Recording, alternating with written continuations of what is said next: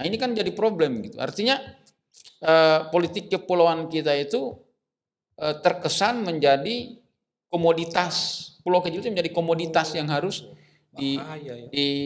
diperjualbelikan. Padahal kan di situ ada masyarakat. Iya.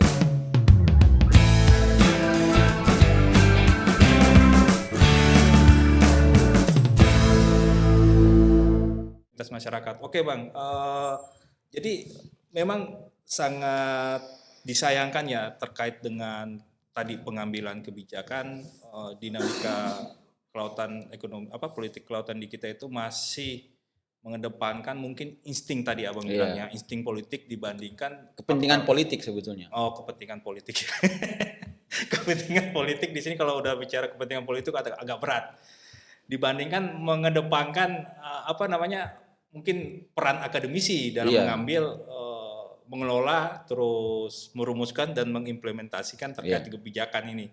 Nah, terkait dengan hal tersebut ya, mungkin tadi poros maritim dunia lah, poros maritim dunia. Lanjut kepada sebenarnya masih satu jalur dengan terkait dengan ekonomi politik kepulauan Bang, terkait dengan politik pangan kepulauan itu kan berbeda, terus politik pangan pulau kecil, sama satu lagi yang sangat disayangkan ini ada isu-isu praktek penjualan pulau-pulau kecil itu. Nah, itu bagaimana itu mungkin secara implementasi di kita itu untuk pangan kelautan itu. Ya, saya kira begini ya. Kita ini kan di Indonesia ini sebetulnya dari segi pangan ya. Kalau kita lihat pemetaan kepulauan di Indonesia ini kan sebenarnya pulau yang menjadi produsen pangan ini kan Pulau Jawa ya, karena memang daerahnya sangat subur tanahnya gitu karena banyak gunung api, kemudian sebagian Sumatera dan juga Sulawesi begitu ya. Kalau daerah-daerah seperti Kalimantan itu kan bukan daerah sawah itu karena memang tanahnya di sana kan banyak mengandung gambut, lalu batu bara dan sebagainya sehingga tingkat keasamannya tinggi. Itu pulau besar, tapi kan ada pulau-pulau kecil gitu ya. Ada pulau-pulau kecil yang memang di sana juga mengalami ketergantungan suplai pangan dari pulau-pulau besar yang terutama kita ini kan sudah mengalami politik perberasan itu kan sejak zaman Orde Baru. Padahal sebetulnya di pulau-pulau kecil di Indonesia Timur itu kan mereka sudah punya pangan lokal seperti sagu ya, kemudian umbi-umbian gitu. Padahal tradisi mereka kan berubah ketika Indonesia menerapkan kebijakan politik pangan beras pada zaman Orde Baru kan. Ya itu tidak salah juga, tapi kan sebetulnya itu pangan lokal itu tidak boleh kita nafikan, tidak boleh kita hilangkan. Tidak boleh dihilangkan. Ini yang jadi problem ketika misalkan semua makan beras, akhirnya pulau kecil ketergantungan beras, dia sementara di pulaunya tidak bisa nanam beras. Tidak bisa nanam beras. Apalagi pulaunya kemudian tiba-tiba ada perampasan laut akibat ada proses ada mau ditambang gitu, tambang emas, tambang nikel gitu ya. Beberapa pulau kan jadi isu ini, misalnya di pulau di Sulawesi Utara gitu ya. Itu ada di Talaut, Sangir Sangihe yang kemudian tambang emas beribut kan. Lalu kemudian di Wawoni, Sulawesi Tenggara gitu ada nikel gitu. Nah, itu kan merusak lahan masyarakat yang sebetulnya di situ mereka menanam produk-produk pangan lokal seperti umbi-umbian ataupun sagu gitu ya. Nah, ini kan kalau di Sangihe kan malah lahan pertanian itu akan hilang karena diubah menjadi tambang emas kan. Ini kan jadi problem gitu ya. Jadi artinya menghilangkan pangan di pulau kecil. Iya kan. Dan ini kan suatu apalagi ada praktik penjualan pulau yang terakhir kan di Sulawesi Selatan ya. Di Selayar kan. Itu bahkan Takabonerate. Nah, ini kan jadi problem gitu. Artinya politik kepulauan kita itu terkesan menjadi komoditas. Pulau kecil itu menjadi komoditas yang harus diperjualbelikan. Padahal kan di situ ada masyarakat. Masyarakat yang sudah menempati itu Udah ratusan tahun. Ya ratusan tahun. Pulau Seribu itu sebelum Indonesia merdeka juga sudah ada orang di situ. Gitu. Sudah ada orang. Jadi artinya kan yang perlu diperhatikan ini jangan sampai mereka kemudian tinggal di pulau kecil itu menjadi, apalagi dikaitkan dengan ancaman perubahan iklim. Nah, itu kan menjadi cerita baru lagi. Ada cerita misalkan di pulau apa namanya itu, pulau-pulau kecil di Pasifik itu, pulau apa namanya? Saya pernah baca, lupa lagi namanya pulau itu. Mereka sekarang menyadari perubahan iklim itu menjadi ancaman yang bisa mengurangi ketersediaan pangan mereka. Nah, negara-negara pulau-pulau kecil di Pasifik ya. Karena kan sumber daya kan terbatas. Terbatas mereka kan, apalagi transportasinya jauh. Iya. Akhirnya mereka kemudian melakukan semacam rehabilitasi ekosistem di pulau-pulau kecil itu ya. Di pesisirnya ditanam ya kayak mangrove, kemudian di daerah pertengahannya itu ditanam tanaman-tanaman seperti pepohonan gitu kan, sehingga lahannya menjadi bertahan. Kemudian mereka menanam umbi-umbian sebagai sumber pangan mereka. Nah, ini kan revitalisasi pangan di pulau kecil ini kan perlu dilakukan secara komprehensif, bukan sekedar menanam tanaman, tetapi juga ekosistemnya harus dijaga supaya keseimbangan ekologinya itu tetap terjadi. Gitu. Tapi misalnya fenomena kayak membuka lahan pertambangan di pulau kecil, terus fenomena terkait dengan isu-isu penjualan pulau itu, apakah pemerintah dalam hal ini, saya kurang tahu juga ya, apakah pemerintah daerah, pemerintah provinsi, atau pemerintah pusat, artinya terkait dengan misalnya kalau izin pertambangan itu setahu saya kan pusat sekarang, SDM. Nah sedangkan kalau untuk terkait dengan penjualan pulau itu siapa itu nantinya? Pemerintah pusat juga kalau nggak salah kan, itu kan dalam undang-undang pengelolaan pesisir itu ada di pasal berapa itu tentang bahwa investasi di pulau-pulau kecil. Investasi di situ sebutnya investasi, tapi kan prakteknya jual. Ada yang jual, ada penyewaan. Ada penyewaan ya bang ya? Ada penyewaan. Sebenarnya jual nggak boleh.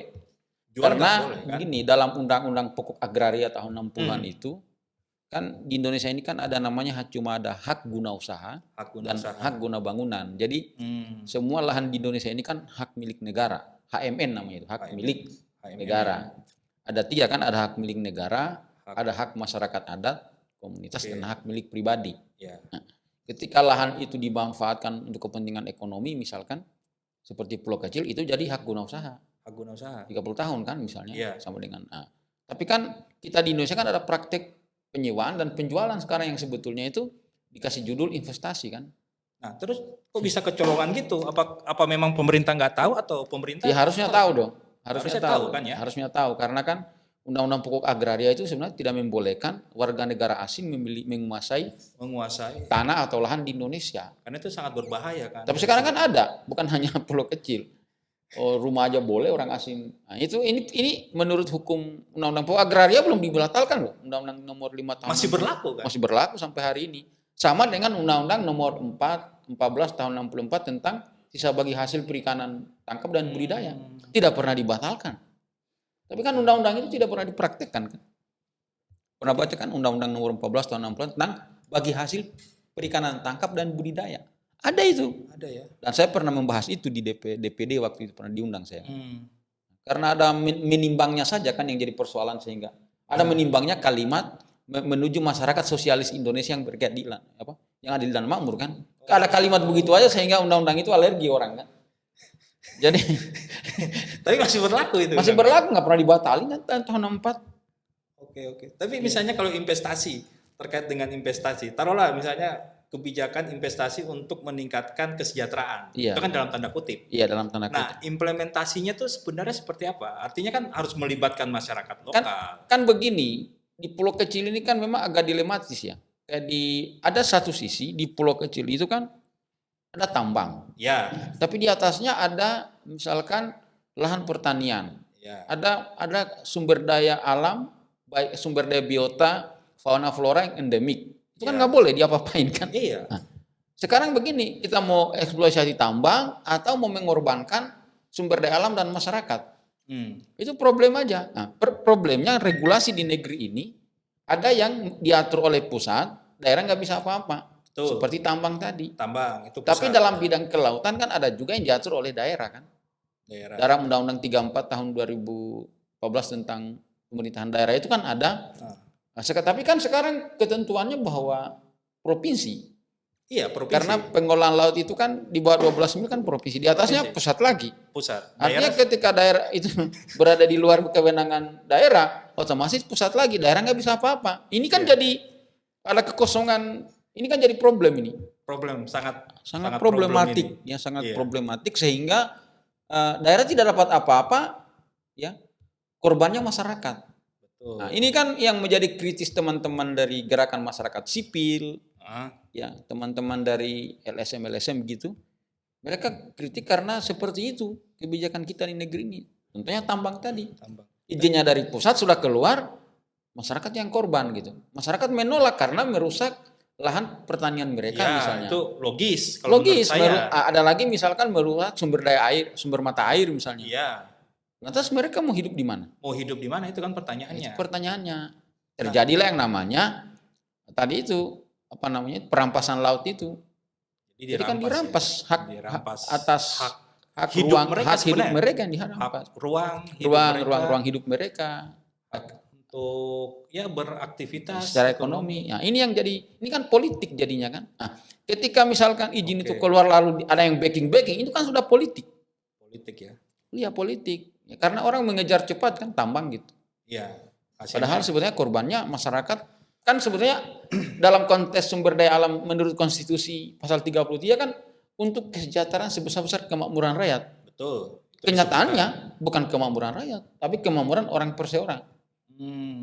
Di kita terkait dengan yang kita tadi obrolkan itu Bang, jadi permasalahannya itu diimplementasinya, apa di regulasinya atau di secara institusi kelembagaan negara? Ya ini kan secara kelembagaan secara umum ya. Secara umum ya. Ya kan kebijakan-kebijakan begitu kadang-kadang naskah akademisnya lemah dan bahkan tidak ada gitu. Nah, itu yang saya bilang tadi harus berbasis sains dan ilmu pengetahuan itu. Jadi ya kalau Anda mau bikin katakanlah investasi di pulau kecil ya kajian sainsnya dan katakanlah AMDAL-nya itu kan harus benar-benar serius, bukan jadi-jadian gitu. Jadi harus serius. Kalau memang mau ditambang ya berapa yang bisa dialokasikan. Ini bukan kita mengatakan harus ada. Berapa yang mau dialokasikan. Kalau memang tidak layak ya jangan bilang layak dong. Betul. Harus betul-betul dibilang tidak layak. Kalau akademisi kan dia nggak ada abu-abu ya. Nggak ada. Karena basisnya kan ilmu pengetahuan. Ada basisnya sains gitu ya. Nah mungkin karena nggak ada abu-abu itu. Ya itu yang jadi. Itu agak sulit Bang. Agak sulit. Dan kita memang belum. Kalau mau negara maju ya harus begitu. Ya. Kalau enggak ya negara kapan majunya gitu. Negara kapan majunya? Iya. Bukan negara maju. Iya. Negara kapan majunya? Negara kapan majunya? Iya.